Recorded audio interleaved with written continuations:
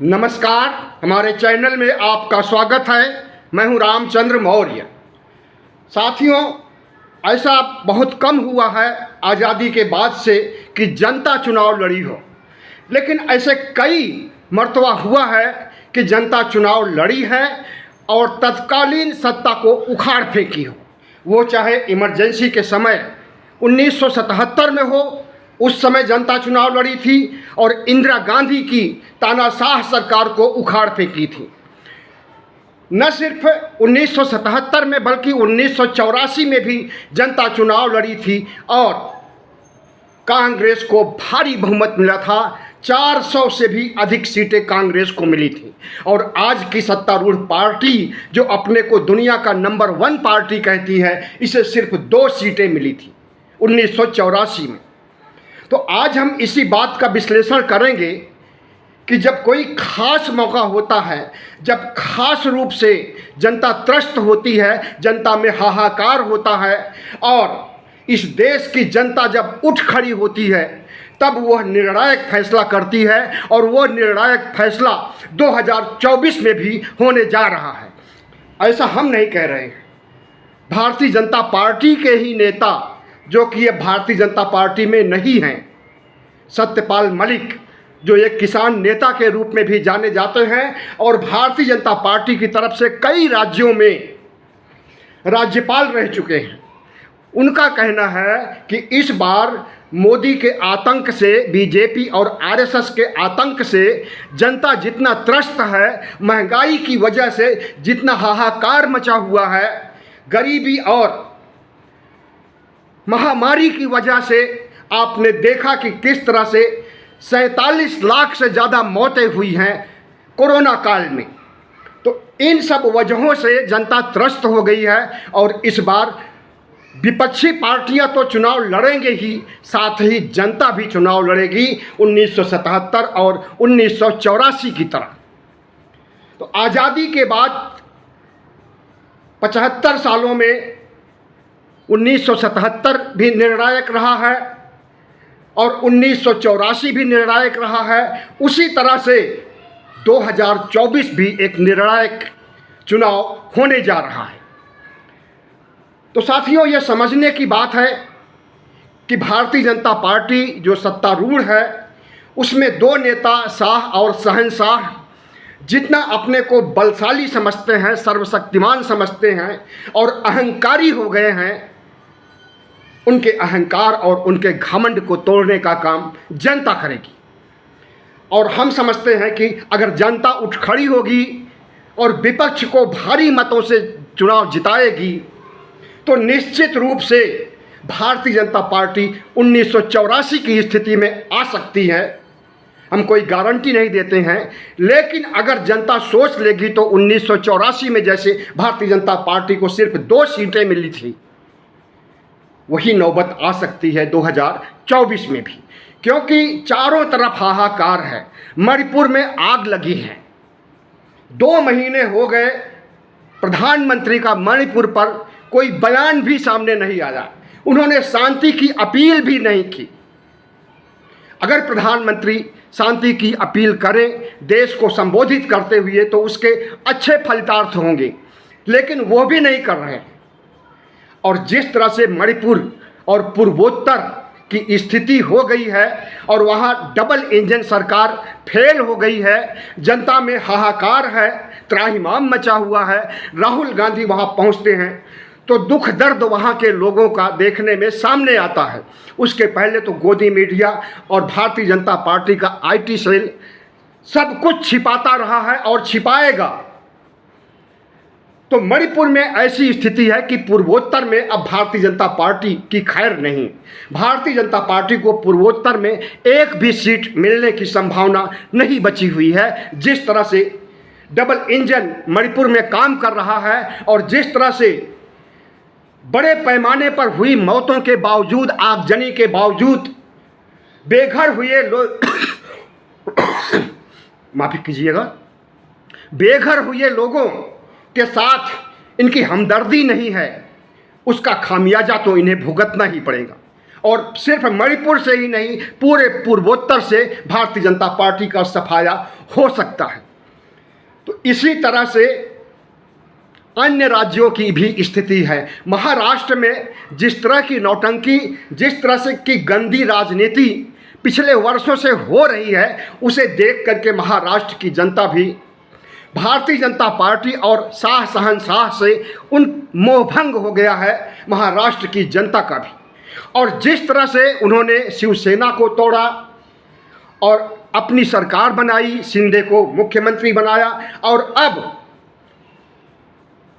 NCP को तोड़ा और अपनी सरकार में उप मुख्यमंत्री का दर्जा दिया, इसे जनता अच्छी तरह से देख रही है। उत्तर प्रदेश के बाद महाराष्ट्र ही एक ऐसा राज्य है जहां पर कि सर्वाधिक सीटें हैं, 48 सीटें हैं।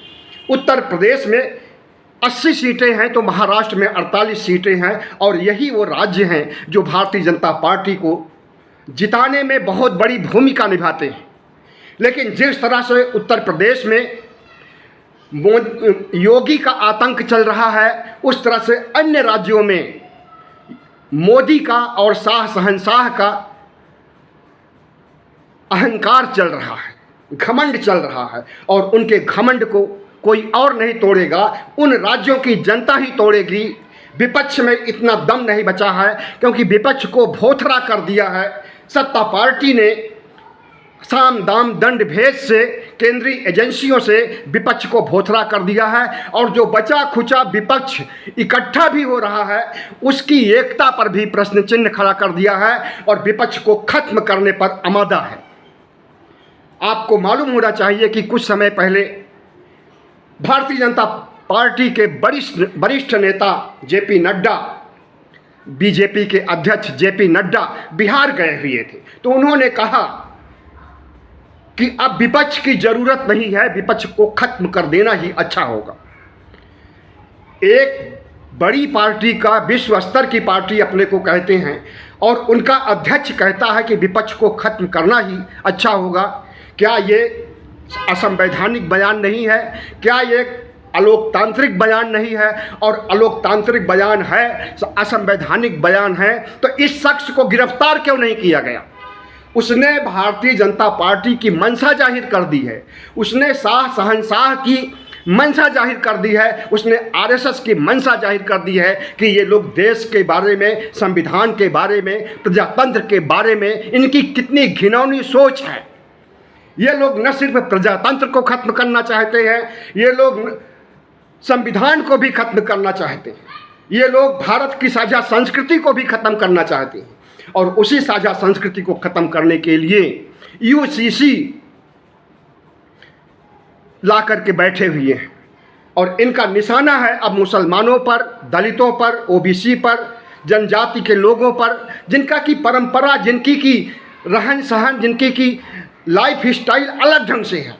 तो उस लाइफ स्टाइल पर ये कुठाराघात करना चाहते हैं, चोट पहुंचाना चाहते हैं, और इस चीज़ को इस देश की जनता बर्दाश्त नहीं करेगी। अगर उसकी जीवन शैली पर, उसकी पूजा पद्धति पर, उसके विवाह के प्रकार पर और उसके तमाम सांस्कृतिक मूल्यों पर अगर कोई पार्टी कुठाराघात करेगी, तो उस पार्टी के खिलाफ ही देश की जनता उठ खड़ी होगी। सिर्फ यूसीसी ही नहीं, देश को तोड़ने के लिए इन्होंने एनआरसी और सीएए भी लाया था। मुसलमानों की नागरिकता खत्म करने के लिए, ओबीसी, एससी, एसटी की नागरिकता खत्म करने के लिए इनकी घिनौनी चाल थी सीएए, एनआरसी। और उस चाल में ये जब कामयाब नहीं हो सके, तो उसके बाद ये यूसीसी को आगे कर रहे हैं और कह रहे हैं ये तो संविधान सम्मत है। बाबा साहब डॉक्टर भीमराव अंबेडकर भी इसके पक्ष में थे कि एक समान नागरिक संहिता होनी चाहिए पूरी देश में। लेकिन बाबा साहब डॉक्टर भीमराव अंबेडकर की सोच क्या थी और इनकी सोच क्या है, इनकी जो मनुवादी सोच है और इनकी जो देश को तोड़ने वाली सोच है, ऐसी सोच बाबा साहब की नहीं थी। बाबा साहब ने संविधान को बनाया था और वे ऐसा नहीं चाहते थे कि एक समान नागरिक संहिता के आधार पर इस देश के लोगों, इस देश के धर्मावलंबियों के ऊपर अत्याचार किया जाए, उनके रहन सहन, उनकी शिक्षा, उनकी कार्य प्रणाली और उनके राजनीतिक अधिकारों पर चोट पहुंचाया जाए, ऐसा बाबा साहब नहीं सोचते थे। बाबा साहब का जो कुछ सोचना था संविधान में स्पष्ट है, और जिस अनुच्छेद के तहत ये कह रहे हैं कि यूसीसी का प्रावधान है, उस अनुच्छेद को अच्छी तरह से पढ़िए, आपको पता चल जाएगा कि बाबा साहब क्या चाहते थे।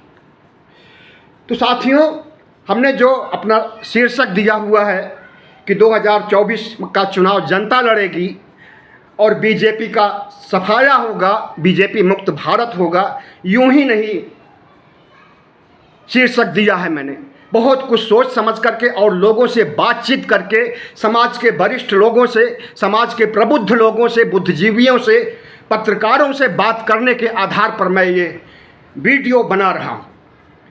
तो जिस तरह से महंगाई की समस्या देश में है, 100 रुपये किलो टमाटर 100 से भी ज़्यादा हो गया है। हमारे बाज़ार में कल मैं गया था, वैशाली गाजियाबाद की बात कर रहा हूँ, जो दिल्ली से सटा हुआ है, 120 रुपये किलो टमाटर था और टमाटर लेने की हिम्मत नहीं पड़ी। सिर्फ टमाटर ही नहीं, बल्कि राशन की दुकान में जाइए तो आप देख करके हैरत में आ जाएंगे कि कौन सा सामान कितना खरीदें कि घर का बजट बन सके। घर का बजट बिगाड़ दिया है महंगाई ने।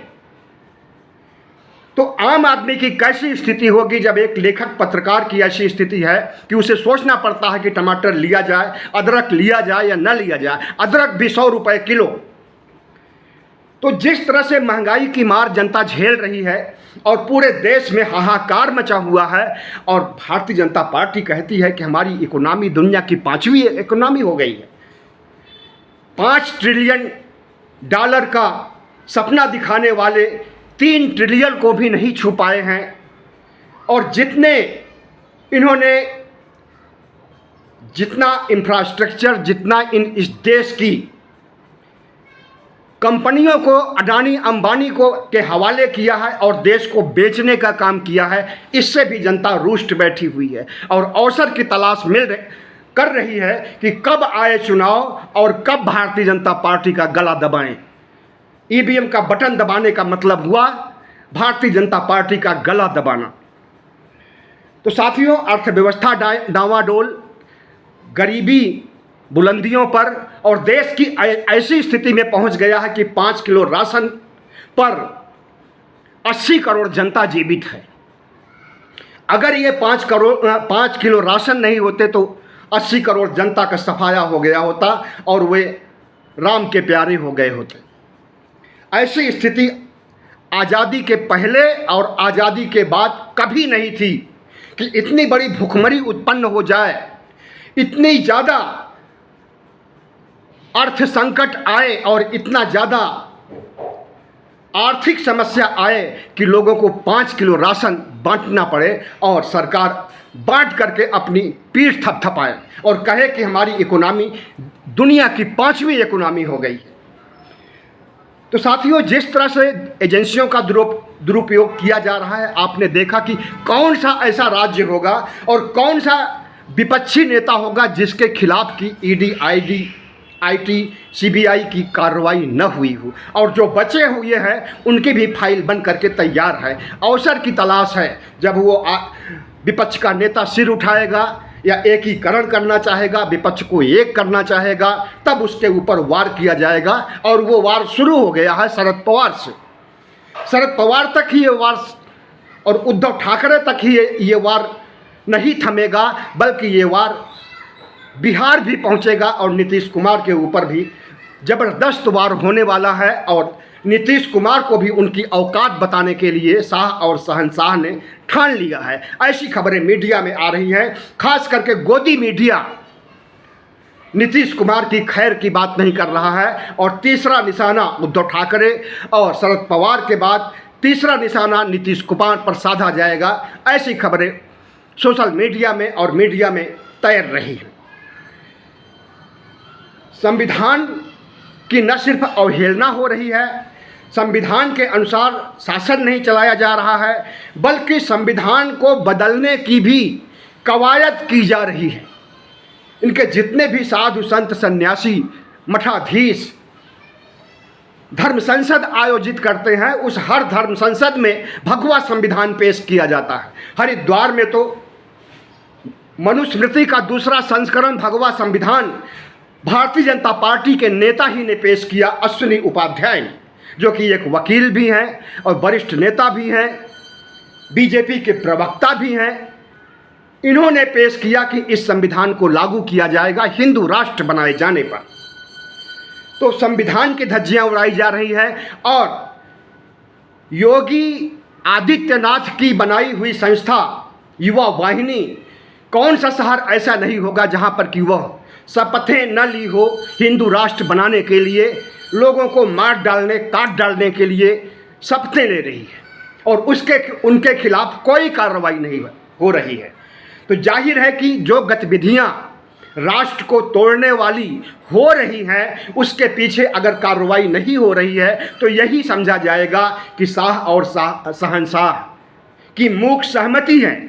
गूंगे बन करके वो समझ रहे हैं और बोल नहीं रहे हैं कि क्या कार्रवाई की जाए इनके साथ, और अपनी सहमति दर्ज कर रहे हैं इन असामाजिक घटनाओं के तहत और नरसंहार करने वाली शक्तियों के खिलाफ उन्होंने कोई कार्रवाई नहीं। कार्रवाई किसके ऊपर करेंगे? विपक्ष के ऊपर करेंगे। किस विपक्ष के ऊपर करेंगे? जो विपक्ष संगठित हो रहा है। तो नीतीश कुमार निशाने पर आएंगे और ज़्यादा संभावना है कि केजरीवाल भी इनके निशाने पर आएंगे। और बंगलौर की बैठक होने के पहले, बंगलौर में बैठक होने वाली है विपक्ष की, पहली बैठक पटना में हुई, दूसरी बैठक 13-14 जुलाई को बंगलौर में होने वाली है। तो बंगलौर की बैठक होने के पहले ही ये कई पार्टियों की ऐसी स्थिति कर देंगे कि उस बैठक में शामिल होने लायक रहेंगे ही नहीं। वो चाहे शरद पवार हो, वो चाहे नीतीश हो, वो चाहे केजरीवाल हो, वो चाहे अखिलेश यादव हो, इनका भी नंबर है, इनकी भी फाइल बनी हुई है, लेकिन वो मायावती को नहीं छुएंगे, वो केसीआर को नहीं छुएंगे, वो नवीन पटनायक को नहीं छुएंगे, वे एनडीए में शामिल किसी भी पार्टी के खिलाफ काम नहीं करें। सिर्फ उन्हीं के खिलाफ काम करेंगे जो कि एकजुट हो रहे हैं, जो एकता बना रहे हैं, जो विपक्षी एकता के कर्णधार माने जा रहे हैं, उनके खिलाफ काम करेंगे। और इस चीज़ को जनता देख रही है कि नरेंद्र मोदी ने जो कुछ 2014 से और अब तक 9-9.5 सालों में किया है, उसका हिसाब रख रही है जनता। और उसे भूला नहीं है कि जितने भी जुमले, जितने भी वादे किए गए थे, उसमें से एक भी नहीं सच हुआ है। अब अच्छे दिन आएंगे, बुरे दिन आ गए। 15-15 लाख एक भी पैसे नहीं, फूटी कौड़ी भी नहीं। स्मार्ट सिटी 100 एक भी नहीं, बुलेट ट्रेन एक भी नहीं। किसानों के अच्छे दिन, यानी किसानों की आय दोगुना और घट गई, किसानों की आमदनी। किसान आत्महत्या करने पर उतारू हो गए हैं। और किसानों के खिलाफ जिस तरह से काले कानून को लाया गया और उसे जिस तरह से माफ़ी मांग करके वापस किया गया, उसके अलावा उनकी कोई मांग नहीं मानी गई। किसान भी आज खुश नहीं हैं। तो जनता इस सब को अच्छी तरह से देख रही है। चुनाव लड़ेंगे विपक्ष के नेता और उनका साथ देगी जनता। और शाह और शहंशाह की खैर नहीं, उनकी पार्टी की भी खैर नहीं। और जिस तरह से आरएसएस इस देश को हिंदू राष्ट्र बनाने के लिए, आपको पता होना चाहिए कि 1925 में आरएसएस का गठन हुआ और 2025 बीतते बीतते वो भारत को हिंदू राष्ट्र बनाना चाहता है। हिंदू राष्ट्र बनाने के लिए ही आरएसएस का गठन किया गया था, लेकिन 100 सालों में उसे सफलता नहीं मिल पाई। उसे अब सफलता नज़दीक लग रही है जब से 2014 से मोदी की सरकार आई। और इस सफलता से उत्साहित होकर के 2024 को भी आरएसएस किसी न किसी तरह से साम दाम दंड भेद एजेंसियां किसी न किसी तरह से, और ज़रूरत पड़ी तो ईवीएम में सेटिंग, और ज़रूरत पड़ी तो इमरजेंसी लगा करके हर किसी रूप में वो 2024 को जीतना चाहती है। और उसके जीतने का मतलब है कि 2025 में दशहरे के दिन भारत को हिंदू राष्ट्र घोषित करना। और जब भारत हिंदू राष्ट्र हो जाएगा तो अपने आप राजतंत्र बन जाएगा, अपने आप संविधान काम करना बंद कर देगा और लोकतंत्र खत्म हो जाएगा, राजतंत्र स्थापित हो जाएगा। तो यही सोच है आरएसएस की, यही सोच है शाह शहंशाह की, और यही सोच है भारत के कट्टरपंथी धार्मिक संगठनों की।